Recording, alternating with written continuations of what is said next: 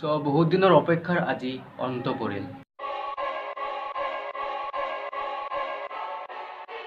যোৱা প্ৰায় এক মাহৰ পৰা যিটো বস্তু মানে ৰখি আছিলোঁ, আজি ফাইনেলি সেই বস্তুটো আহি পালে। এই বস্তুটোৰ কাৰণে মই বহুত কেইদিন ভাবিছোঁ যে ক'ৰ পৰা লওঁ, কেনেকৈ লওঁ, আৰু এই বস্তুটো সঁচাকৈ মোৰ দৰকাৰ আছেনে নাই। আৰু বহুত কেইদিন ঘূৰিছোও যে ক'ৰ পৰা লওঁ, অফলাইন লওঁ নে অনলাইন লওঁ। আৰু বহুত এনেকৈ ভাবাৰ পিছত ফাইনেলি মই ডিচাইড কৰিলোঁ যে বস্তুটো লোৱা যায়, কাৰণ এতিয়া মোৰ দৰকাৰ আছে। যোৱা 11 তাৰিখে মই এমাজনৰ পৰা সেই বস্তুটো অৰ্ডাৰ দিছিলোঁ, আৰু আজি 16 তাৰিখে ৰাতিপুৱা 10:30 বজাত বস্তুটো ঘৰত আহি পালে। আৰু সেই বস্তুটো বেলেগ একো নহয়, বস্তুটো হ'ল গৰিলা পড, যাৰ বাবে মই কমেও 3টা ভিডিঅ' বনালোঁ অকল সেই গৰিলা পডটোৰ ওপৰতে। নাজানো কিয়, বাট আহি গ'ল। এইটোৱে বস্তু যাৰ বাবে মই যোৱা এক মাহৰ পৰা ৰখি আছিলোঁ, আৰু চাওঁ এতিয়া কিমান মোৰ ভিডিঅ'বোৰ ইম্প্ৰুভ কৰিব পাৰোঁ। আৰু বেলেগ একো কথা নকয়, জাষ্ট এতিয়া এইটো আনবক্স কৰিম। আনবক্স মানে কি, জাষ্ট পেকেটটো ফালিব লাগে, বাট কৰিবতো লাগিব। চ'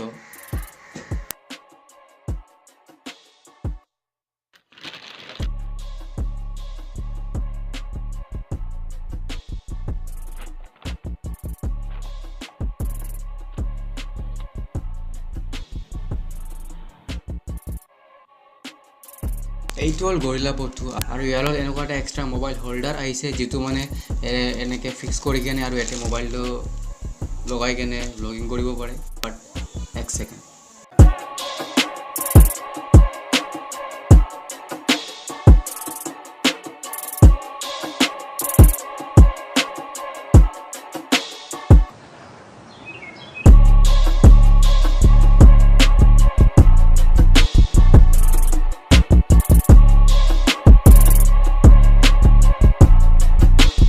এতিয়া প্ৰডাক্টটোৰ বিল্ড কোৱালিটি খুবেই ভাল। আৰু এনেকুৱা এটা প্ৰাইচ ৰেঞ্জত এনেকুৱা কোৱালিটি পোৱা মানে একেবাৰে টান, বাট পাই গ'লোঁ মই।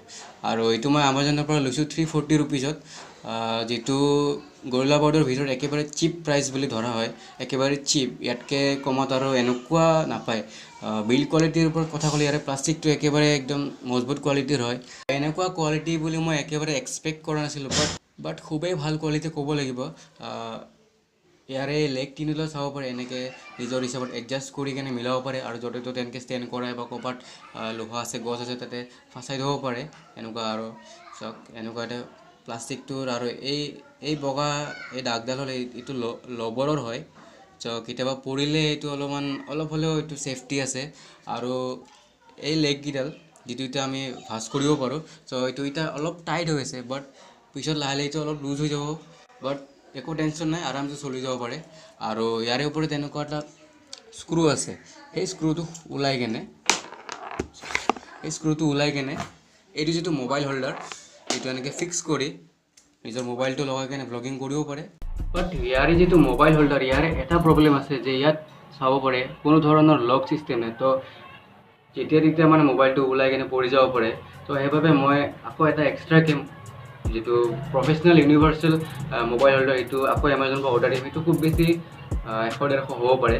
তো সেইটো অৰ্ডাৰ দিম, কাৰণ ছেফটিটো দৰকাৰী আছে। আৰু এইখিনিয়ে আৰু এতিয়া মই এইটো ৰেকৰ্ডিং কৰিছোঁ গৰিলা পডটোত ফিক্স কৰি কেনে। বাট ইয়াৰে আগতে মই ভিডিঅ'বিলাক কিবা এনেকৈ ধৰণে ৰেকৰ্ড কৰিছোঁ, মানে বক্সটো কাটি কেনে মোবাইলটো এনেকৈ সোমাই দিছোঁ, আৰু ল'ৰা ষ্ট্ৰাগল দেখিছে। আৰু অভাৰঅল ক'বলৈ গ'লে গৰিলা পডটোৰ কোৱালিটি খুবেই ভাল, আৰু এনেকৈ ল'লে এটা প্ৰিমিয়াম ফিল আহে। আৰু এইটোৰ ৱেইট হ'ল 225 গ্ৰাম। 225 গ্ৰাম, তো এটা আন্দাজ ল'ব পাৰি কেনেকুৱা এটা ৱেইট হ'ব পাৰে, আৰু একেবাৰে প্ৰিমিয়াম ফিল আহি আছে। চ' এতিয়া এই গৰিলা পডটোৰ এটা আউটডোৰ টেষ্ট ল'বৰ কাৰণে বাহিৰত যাই আছোঁ, আৰু মোৰ এজন ফ্ৰেণ্ডক মাতিছোঁ। তো এতিয়া যাই আছোঁ বাহিৰত। তো মই এতিয়া আহিছোঁ ঘৰৰ বাহিৰত মানে ওচৰতে এখন ফিল্ড আছে, তাতে আহিছোঁ। আৰু মোৰ লগত এতিয়া আছে শত্ৰুজিত।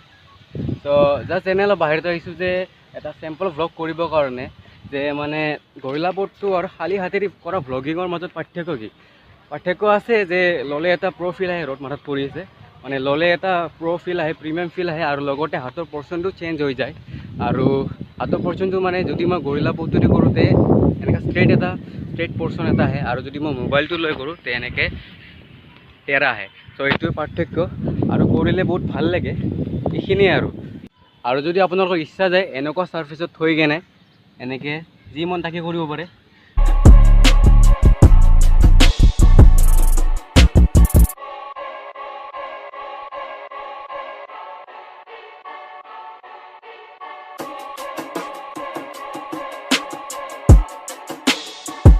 কৰি আছে ল'ৰাই, পলাই আছে কেমেৰাৰ পৰা।